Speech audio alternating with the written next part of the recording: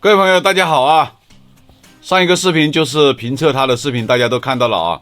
这个车充的兼容性是非常好的，对小米家的设备、苹果的设备，还有华为家的设备支持都是挺好的。它的文波输出的话也是非常优秀的，常用的档位，比如说5伏、9伏、15伏、20伏的档位，它的空载文波基本上都是10毫伏。然后它的最大功率40瓦的文波的话，也就是30-40毫伏。我们用UPN 器拉到最大的功率，拉到45瓦的功率，它也没有超过60毫伏。所以说这个充电器的各项测试都是非常优秀的。然后我们今天就是把它拆开，让大家看一下这个充电器内部的用料和芯片使用的情况。这种车充拆解的话，我们先从这里切一圈看一下，看看能不能直接把那个充电主板给它拿出来。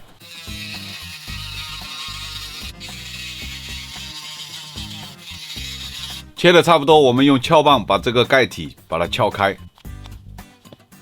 我们就可以看到这个充电器内部的样子。这个是由2块主板构成的，我们看一下能不能把主板拿出来。咱们花了48个小时啊，终于把它想办法给它抠出来了。这就是拆下来这个主板，它是2块主板叠起来的。这个是镀金的正极触点。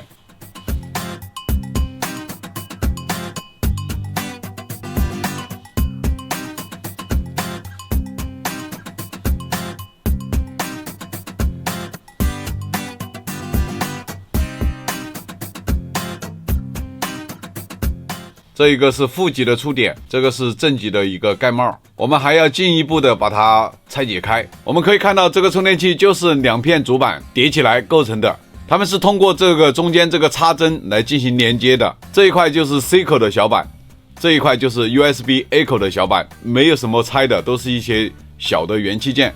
这里有一个供膜电杆，我已经把它取下来了，为了更方便的拍这个芯片。这就是这一个充电器的2片主板。我们现在就是从输入端到输出端来给大家介绍一下这一款充电器的芯片和各种元器件。这个就是它的正极触点的一个盖帽，然后下面这个正极的接触弹簧插针，这是镀金的材质，就是为了降低输入阻抗。中间这一个黄片为负极的触点，这一颗适应9的，这是一个白色的贴片式的一个保险丝。然后这里有一个贴片式的电杆，这2颗101为滤除输入干扰的2个贴片式的供膜电杆，2颗进行串联使用。这一颗是输入端的一个贴片式的固态电容，这一颗电容来自香港的东家电子，这是一家成立于1984年的一个老牌的铝电解电容生产厂家。这个电容属于东家电子的 MR1 系列的高频低阻的一个贴片式固态电容，它的容量是100微法，耐压值是35伏。这一颗思音 S36的一颗二极管为一个 TVS 顺态抑制二极管，就是抑制瞬间电流过大的时候来保护这个充电器的元器件的安全。这一颗就是输入电源管理芯片，它的适应型号是5061，来自美国的 MPS 芯源半导体，这是一个新款的电源芯片。这家公司成立于1997年，主要是从事模拟功率 IC 和半导体产品的生产。芯片支持 4.8 至28伏的电流输入，支持电流限制和电流检测，支持软启动，内置7毫欧的功率管，支持5至15安的电流限制，支持输出电流检测，快速响应的短路保护，防止车辆因颠簸造成的接触不好或者输入电压下降，或者电流过大损坏元器件，在过载和欠压时自动切断车充的供电。这一颗思应 1R0 的一颗升降压电杆，耐压35伏，容量330微法的一个插件式的一个固态电容。这个电容咱们没有找到厂家，有知道的网友们评论区留下您的留言。位于这颗滤波电容的旁边，这里有一颗五角芯片，这一颗五角芯片适应型号是8405，来自上海明达微电子。这家公司成立于1997年，是国家信息产业部认定的集成电路设计企业。这是一颗采用 CMOS 工艺制造的高电压、低功率、低压差线性稳压器，它由参考电压发生器、误差放大器、电流折返电路、相位补偿电路和漂移晶体管组成，可以最大限度的保护电路的可靠性和稳定性。这一颗就是 Type-C 口的升降压芯片，采用的也是美国 MPS 芯圆半导体的芯片，适应型号是4247，是一款集成了2个下置开关管的电源开关的升降压变换器。该器件可以在特定的输入电源条件下提供高达100瓦的峰值输出功率。它可以通过 I2C 接口与外部的 USB 协议芯片配合使用，可实现灵活的参数配置，提供限流、恒流保护、输出过压保护和过温关断保护功能，仅需极少的外围元器件来降低这个适配器的成本。这一颗就是 Type-C 口用的升降压的电感，它内部有黑色的磁芯，它有2根双线并绕的气泡线进行扰制。这2颗芯片，它是升降压用的上置 NMOS 开关管，来自美国的 AOS 万代半导体。这是一家专门从事电源类集成电路设计和生产的高科技公司，成立于2000年。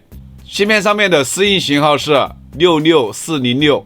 这2颗 NMOS 耐压40伏，内部的导阻是 6.1 毫欧。这里还有一颗101的抑制干扰的贴片式共膜电感。这一颗是一个单片机，适应型号是6232AU， 它来自 ABOV 现代半导体。这家公司是2006年从海力士独立出来的一家半导体公司。这颗单片机是一个8位机，用于负载检测及整机控制。这一颗就是 Type-C 口的 USB 协议芯片，它的适应型号是6606A， 来自台湾的天域科技有限公司。这家公司成立于1995年，是一家专注于电源芯片和显示芯片研发的高科技企业。这是一颗高性能的 USB PD 3.0 协议芯片，目前有 TQFN24 和 TQF16 2种封装方式，咱们这一颗是 TQFN24 的封装。它支持多种快充协议 ，PD 3.0、华为 FCP、高通 QC 2.0、3.0 等等。查了资料，我才知道这一个芯片最高只能45瓦，这也难怪了，这个充电器输出功率最高只能拉到45瓦。Type-C 口的输出 V80 控制管来自深圳的泰德半导体，适应型号是 TDM3409。这家公司成立于1996年。这个 NMOS 官网没有查到资料，网上也没有找到这个 NMOS 的资料。Type-C 口的输出滤波固态电容同样是来自香港的东家电子，容量是100微法，耐压35伏，属于东家的 KW 系列的插件式的固态电容。这一颗芯片就是 USB-A 口的一个升降压芯片，它的适应写着 BAX， 实际型号是 MP2491C， 一样的是来自美国 MPS 芯圆半导体的一颗芯片。这是一颗全集成的高压降压变换器，具有极好的负载和线性调节性能，还有快速顺态响应、简单的环路设计和非常严格的输出调节功能，具备全方位的保护，包括过流保护、打嗝限流保护、输出过压保护和过温保护。这颗芯片可以最大限度的减少现有标准外部元器件的使用。这一颗适应 4R7 的 4.7 微亨的一个电感，就是 USB-A 口的一个升降压电感。挨着这个 USB-A 口的旁边，这里有一颗6角的芯片，它的适应是 FT4 开头的，这个就是 A 口的 USB 协议芯片。一样的，它是来自台湾的天域半导体，实际型号是 FP6601Q， 支持华为 FCP、三星 AFC、高通 QC 2.0、3.0 等等协议。芯片可以通过监控 USB 低加低减上的电压数据，自动调整供电设备上的输出电压，互相握手识别后，设备提升充电功率，缩短充电时间。用于 USB-A 口的输出滤波固态电容，也是来自香港的东家电子的 KW 系列固态插件电容，容量是220微法，耐压16伏。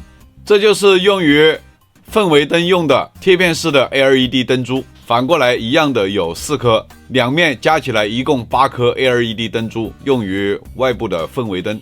这是 Type-C 口上面的品牌钢印，然后这是 USB-A 口上的钢印。Type-C 口内部的舌片细节，大家看一下。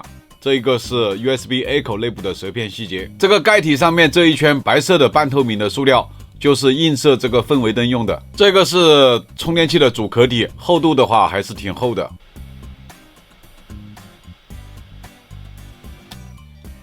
主壳体为主燃材料，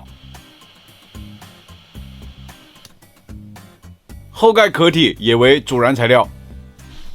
这个酷戴科直米65瓦双口的车充。评测和拆解都做完了，大家也看到了这个车中的实际功率情况、文波输出情况、内部用料情况。兼容性的话，它基本覆盖大多数的品牌，内部用料都是国际大厂。价格的话，70块钱左右，可谓是性价比之险啊！最近春节即将来临，祝大家春节快乐，龙年大吉！喜欢我视频的朋友们，一键3连，点赞、关注、投币走起！你们的支持就是我更新的动力。谢谢大家观看，咱们下期视频再见。